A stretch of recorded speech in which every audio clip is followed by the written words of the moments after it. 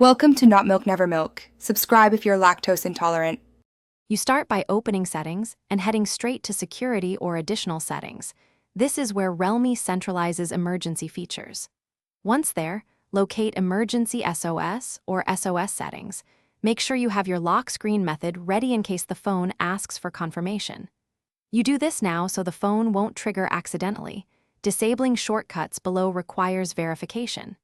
Keep payment and location services unchanged. We're only changing how SOS activates to avoid false alarms. Next, focus on the specific triggers. Tap Emergency SOS, then inspect options like power button presses, rapid volume presses, or an auto-send toggle. These are the usual culprits.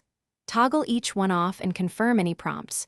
Realme may request your PIN or fingerprint to finalize changes.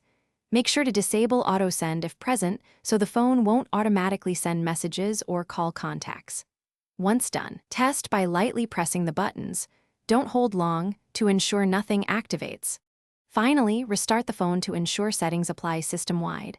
This often resolves lingering behaviors. After reboot, reopen Emergency SOS and perform a brief test of the shortcuts you disabled. Press quickly rather than holding to avoid accidental activation. If SOS still triggers, clear the Settings app cache or check for a system update because firmware bugs sometimes ignore toggles. If problems persist, back up Settings and contact Realme support. They can guide you through logs or a factory reset if necessary. Thanks for watching. If this was helpful, leave a like and consider subscribing. See you next time.